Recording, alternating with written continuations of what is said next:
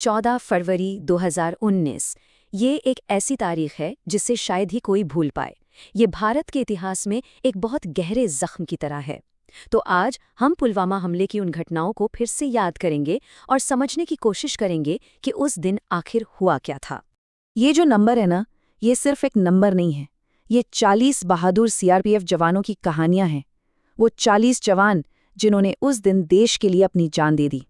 40 जिंदगियां, 40 परिवार जिनकी दुनिया उस एक दिन में हमेशा के लिए बदल गई। 14 फरवरी 2019 और जगह थी पुलवामा। यही वो तारीख और यही वो जगह थी जिसने पूरे देश को सच में हिलाकर रख दिया था। और ये दिन इतिहास में एक काले दिन की तरह दर्ज हो गया। तो उस दिन जो हुआ, उसकी भयावहता को समझने के लिए हमें सबसे पहले उस विशाल काफिले के बारे में जानना होगा। ये कोई छोटी मोटी टुकड़ी नहीं थी, बल्कि हजारों सैनिकों का एक बहुत बड़ा समूह था जो एक साथ सफर पर निकला था।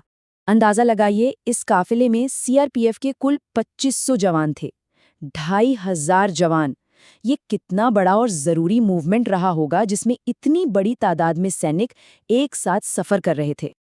और इन 2500 जवानों को ले जाने के लिए 78 गाड़ियों का एक बहुत लंबा काफिला बनाया गया था। 78 बसें और गाड़ियां जो उन्हें सुरक्षित उनकी मंजिल तक पहुंचाने वाली थीं। ये सफर भी काफी लंबा था, करीब 320 किलोमीटर का। काफिला जम्मू के ट्रांजिट कैंप से श्रीनगर जा रहा था। एक रूटीन सफर, हाँ, लेकिन रास्ता बेहद संवेदनशील था। सब कुछ प्लान के हिसाब से चल रहा था। काफिला सुबह सुबह जम्मू से निकला था और टारगेट था कि सूरज ढलने से पहले श्रीनगर पहुंच जाएं। पता है, इनमें कई जवान तो अपनी छुट्टियां बिताकर ड्यूटी पर लौट रहे थे और कुछ भारी बर्फबारी की वजह से वहीं फंसे हुए थे। मतलब एक तरह से सब अपनी ड्यूटी पर वापस लौट रहे थे। और फिर वो पल आया जब काफिला पुलवामा के पास पहुंच रहा था और एक बिल्कुल सामान्य सा दिन एक भयानक त्रासदी में बदल गया। हुआ ये कि काफिला सुबह 3:30 बजे निकला। दोपहर तक सब कुछ ठीक था, बिल्कुल नॉर्मल। लेकिन जैसे ही काफिला पुलवामा के पास पहुंचा, सड़क के दूसरी तरफ से एक एसयूवी आई और सीधे काफिले की एक बस से जा टकराई। और बस अगले ही पल एक इतना जबरदस्त धमाका हुआ कि सब कुछ बदल गया। कहते हैं, जब धुआं छटा तो वहां का दृश्य इतना भयावह था कि उसे देख पूरा देश रो पड़ा। उस धमाके के बाद का जो मंजर था ना, उसे शब्दों में बयान करना भी बहुत मुश्किल है। पूरा देश गहरे सदमे में था। धमाके के फौरन बाद चारों तरफ अफरा तफरी मच गई।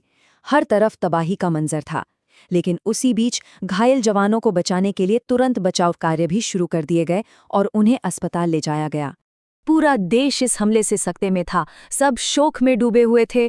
और फिर जल्द ही इस कायरतापूर्ण हरकत की जिम्मेदारी लेने वाला भी सामने आ गया। और जिस तरह से जिम्मेदारी ली गई, वो और भी हैरान करने वाला था। आतंकवादी संगठन जैश-ए-मोहम्मद ने कश्मीर की एक लोकल न्यूज़ एजेंसी को एक टेक्स्ट मैसेज भेजा और उस मैसेज में इस नरसंहार की जिम्मेदारी ली। लेकिन सवाल ये था कि इस हमले के पीछे का मकसद क्या था, आखिर क्यों? तो आतंकी संगठन ने खुद ही इससे एक बदले की कार्रवाई बताया। उन्होंने इस हमले को जोड़ा 2 दिन पहले हुई एक घटना से। दरअसल हमले से ठीक 2 दिन पहले सिक्योरिटी फोर्सेज ने पुलवामा के रत्नीपोरा में एक मुठभेड़ में जैश के एक आतंकी को मार गिराया था। तो इस कायराना हमले को उसी का बदला बताया गया। तो आखिर पुलवामा की ये विरासत हमें क्या याद दिलाती है? ये हमें सिर्फ उन 40 वीर जवानों के सर्वोच्च बलिदान की ही याद नहीं दिलाती, बल्कि उन अनगिनत खतरों की भी याद दिलाती है जिनका सामना हमारे सुरक्षा बल हर रोज हर पल करते हैं। उनका ये शौर्य, उनकी ये कुर्बानी हमेशा याद रहनी चाहिए, ताकि हम शांति और सुरक्षा की कीमत को कभी ना भूलें।